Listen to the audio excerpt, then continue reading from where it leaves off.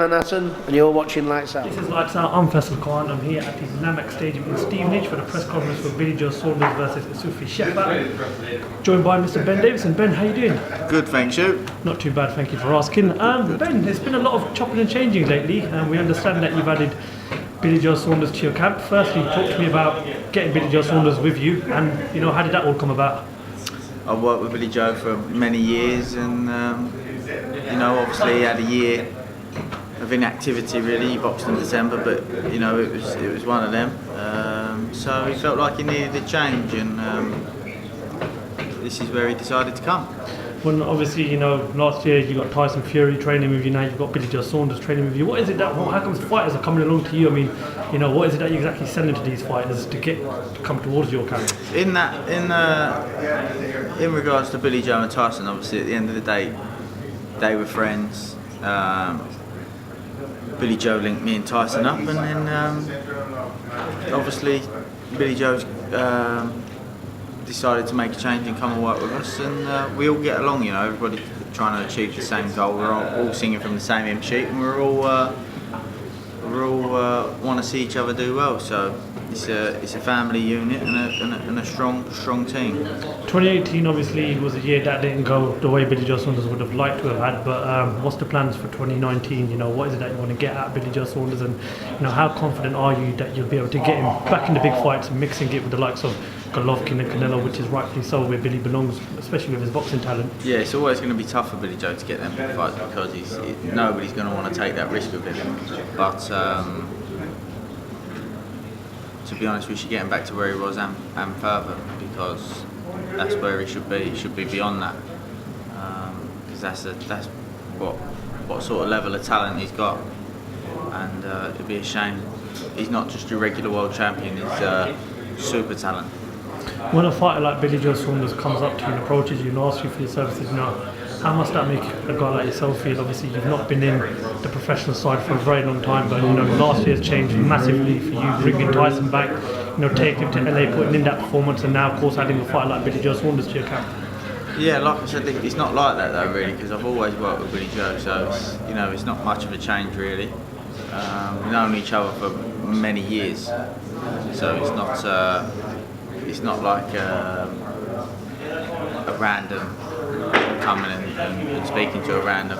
He's like I said, we've known each other for a long time, so it's not a big shock. What would be the difference whilst you're working with Billy Joe to what it was whilst he was working with Dominic Ingle? I don't know. Obviously Dom's a good trainer and had a couple of fantastic performances with Dom. Billy Joe did, and every trainer's got their own philosophy, so there's a difference there. I don't think the problem was with Dom. I think that Billy Joe had just become a little bit too comfortable in Sheffield, and he felt like he needed a change. And that's a good thing as well with us, that we're not just sat in one place for a training camp. We're always moving, and so you're always going away for camp, and it prevents that situation where I think what Billy Joe happened to have is he sort of made Sheffield his home, and that's when problems start to arise. It was announced the other day that Tyson Fury announced it himself on BT Sports at the show in Leicester. He'd be taking on Thomas Schwartz in Las Vegas. Talk to us about Thomas Schwartz. What was the ideal thinking behind that and getting a fight with Thomas Schwartz? Well, we had a couple of opponents put to us, and so we had a look at them.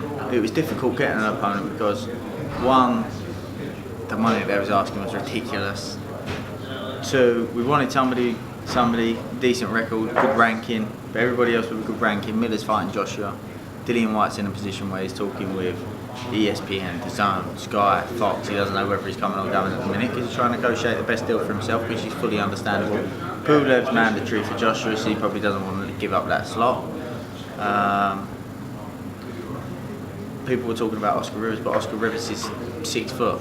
It's not very, we're not looking to come right away from these big fights. We're looking at these big fights. We didn't want somebody short, make that adjustment, then have to make the adjustment back. So we're just looking for somebody big.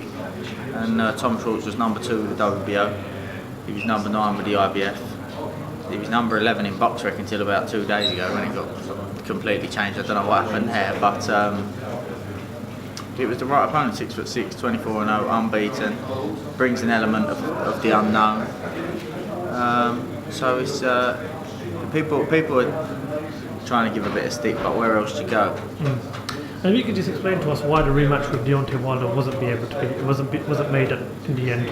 What was the main reason behind it? Well, obviously, like we've said, we didn't want to go back to Showtime again, which I think is understandable. I think if you actually if you're a fan of this person or a fan of that person, you put it to one side. I think it makes sense, after what happened last time. I think 99% of the boxing world believe that we was done wrongly there with that decision. So for us to go do that again, I think it's 100% of the boxing world. Well, there you go. If we was to go and do that again, and the same situation arose, people would have said, "You're idiots. That's a terrible decision to make." Like, the definition of an idiot or stupid is to do the same thing and expect different results. So we obviously didn't want to do that, and it was looking difficult to have Deontay come to us. So rather than sit around and be inactive, we decided to keep busy.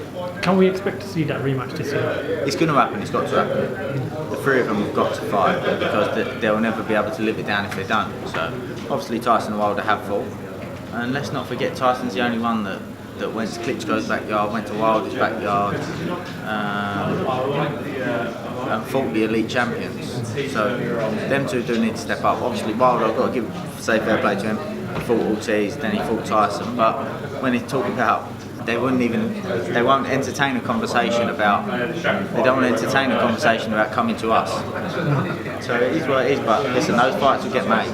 Now, the one fight all British boxing fans want in this division is, of course, Tyson Fury and Anthony Joshua. Firstly, when speaking to Eddie Hearn about a 50-50 split which Tyson feels he's entitled to, Eddie Hearn's answer to that was Tyson Fury, doesn't hold a belt, isn't commercially as big as Anthony Joshua, and isn't on Anthony Joshua's levels. Your comments on that? How do you want to play it? Because when you talk about, he's got 4 of the belts, well, hold on a minute. Nobody would have them belts if it weren't for Tyson, first of all, going and beating Klitschko. And the belts are as valuable as you make them. So Tyson went to beat the man who beat the man. Joshua beat Charles Martin and Joseph Parker. So I think it does have an element of what they're worth as well. And commercially, I think that people can see that the tide's changing there. Obviously, Anthony Joshua is a commercial machine, but so is Tyson now, and that has to be respected. And the fact that Tyson's never been beat has to be respected.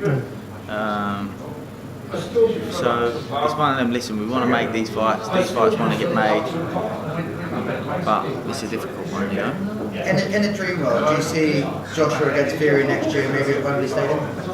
I'd like to have that fight as soon as possible. It's a massive fight, and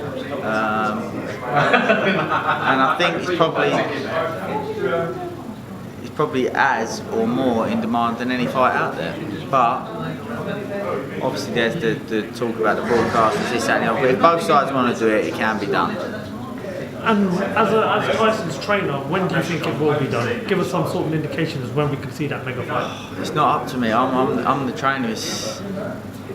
If a promoter, manager, or whoever wants to put a hurdle in the way, it's very easy to do so. So it's difficult for me to say, Okay. Well, Ben Davison, listen, thank you very much for your time. Really appreciate it. Good luck for the upcoming fight with Billy Joe Saunders, and thank you for talking to Lights Out. Cheers, mate.